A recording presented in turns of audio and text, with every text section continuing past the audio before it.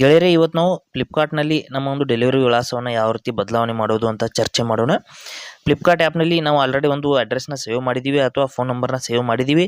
ಆ ಒಂದು ಅಡ್ರೆಸ್ ಮತ್ತು ಫೋನ್ ನಂಬರ್ ಸಂಪೂರ್ಣವಾಗಿ ನಾವು ಬದಲಾವಣೆ ಮಾಡಬೇಕಾಗಿದೆ. ಅಂಥ ಸಮಯದಲ್ಲಿ ನಾವು ಯಾವ ರೀತಿ ಬದಲಾವಣೆ ಮಾಡಬಹುದು ಅನ್ನೋದನ್ನು ಹೇಳ್ತೀನಿ.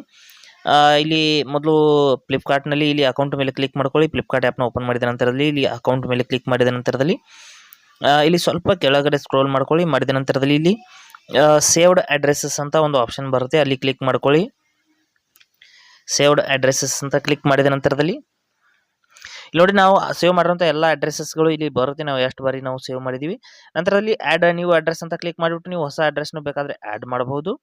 ಅಂದರೆ ಹೊಸ address, pin code, phone number ಎಲ್ಲವನ್ನು ಕೂಡ ಹೊಸ ಒಂದು ಅಡ್ರೆಸ್ನ ನೀವು ಆ್ಯಡ್ ಮಾಡಬಹುದು. ಇಲ್ಲಿ ನೋಡಿ, ಇಲ್ಲಿ ನೋ ಅಂತ ಕ್ಲಿಕ್ ಮಾಡ್ತೀನಿ. ಮಾಡಿದ ನಂತರದಲ್ಲಿ ಇಲ್ಲಿ ಪಿನ್ ಕೋಡ್ನ ಮೊದಲು ಹಾಕ್ಕೊಳ್ಳಿ. ಪಿನ್ ಕೋಡ್ನ ಹಾಕಿದ ನಂತರದಲ್ಲಿ ಹೆಸರು, full name, phone number, main pin code, ನಂತರದಲ್ಲಿ landmark, house name, house number, ಹಿಂಗೆಲ್ಲ ಬಿಲ್ಡಿಂಗ್ ನೇಮು, ಹಿಂಗೆಲ್ಲ ಕೆಲವೊಂದಿಷ್ಟು ಡೀಟೇಲ್ಸ್ಗಳು ಹಾಕೋದು ಇರುತ್ತೆ. ಈ ರೀತಿ ನಾನು ಹೆಸರನ್ನ ಹಾಕಿದ್ದೀನಿ. ನಂತರದಲ್ಲಿ ಇಲ್ಲಿ ಫೋನ್ ನಂಬರ್ನ ಹಾಕ್ತೀನಿ. ಫೋನ್ ನಂಬರ್ನ ಹಾಕಿದ ನಂತರದಲ್ಲಿ ಈ ರೀತಿ ನೋಡ್ಬೋದು. ಹಾಕಿದ ನಂತರದಲ್ಲಿ ಇಲ್ಲಿ ಕೆಳಗಡೆ ಏನು ಒಂದು ಏರಿಯಾನ ಹಾಕ್ತಾ ಇದ್ದೀನಿ.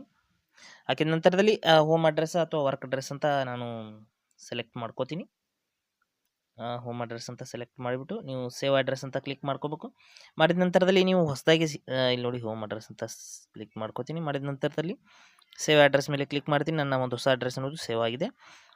ಅದು ಎಲ್ಲಿದೆ ಅಂತಲೂ ಕೂಡ ನಾನು ತೋರಿಸ್ತೀನಿ. ಅದರ ಮೂಲಕ ನಾವು ಆರ್ಡರ್ನ ಪ್ಲೇಸ್ ಮಾಡೋದು ಹೇಗೆ ಅಂತಲೂ ಕೂಡ ನಾನು ತೋರಿಸ್ತೀನಿ. ಇಲ್ಲಿ ಕೆಳಗಡೆ ಸ್ಕ್ರೋಲ್ ಮಾಡಿಬಿಟ್ಟು ಕೊನೆಗೆ ಇಲ್ಲಿ ನಾನು ಹೊಸ ಅಡ್ರೆಸ್ ಸೇವ್ ಮಾಡಿರುವಂಥ ಹೊಸ ಅಡ್ರೆಸ್ಸು, ಫೋನ್ ನಂಬರ್ ಎಲ್ಲ ಇಲ್ಲಿ ಕೆಳಗಡೆ ಕೊನೆಗೆ ಬಂದಿದೆ ಸ್ನೇಹಿತರೆ. ಇದನ್ನು ಏನು ಮಾಡ್ತೀನಿ, ಈಗ ಯಾವುದಾದ್ರೂ ಒಂದು ಆರ್ಡರ್ನ ಪ್ಲೇಸ್ ಮಾಡ್ತೀನಿ. ಪ್ಲೇಸ್ ಮಾಡ್ತಿರ್ಬೇಕಾದ್ರೆ ಆ ಅಡ್ರೆಸ್ ತೊಗೊಳುತ್ತಾ ಇಲ್ವಾ ಅಂತ ಹೇಳ್ತೀನಿ. ಇಲ್ಲಿ ನೋಡಿ, ಯಾವುದಾದ್ರೂ ಒಂದು ಈ ರೀತಿ ಫೋನ್ನ ಸೆಲೆಕ್ಟ್ ಮಾಡ್ಕೋತೀನಿ.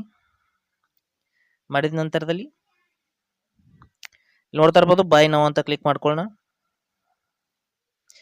ಸ್ಕಿಪ್ ಅಂತ ಕ್ಲಿಕ್ ಮಾಡ್ತೀನಿ. ಮಾಡಿದ ನಂತರದಲ್ಲಿ ಇಲ್ಲಿ ನೋಡ್ತಾ ಇರ್ಬೋದು, ಇಲ್ಲಿ ಡೆಲಿವರಿ ಅಡ್ರೆಸ್ ಆಲ್ರೆಡಿ ತೊಗೊಂಡಿದೆ ಸ್ನೇಹಿತರೆ. ಇಲ್ಲಿ ತೊಗೊಂಡಿಲ್ಲ ಅಂದರೆ ಇಲ್ಲಿ ಚೇಂಜ್ ಅಂತ ಕ್ಲಿಕ್ ಮಾಡ್ಕೊಳ್ಳಿ. ಮುಂದ್ಗಡೆ ಚೇಂಜ್ ಆಪ್ಷನ್ ಇದೆ, ಅಲ್ಲಿ ಕ್ಲಿಕ್ ಮಾಡಿಬಿಟ್ಟು ನೀವು ಸೇವ್ ಮಾಡಿರುವಂಥ ಅಡ್ರೆಸ್ ಅನ್ನೋದು ಸೆಲೆಕ್ಟ್ ಮಾಡ್ಕೊಳ್ಳಿ.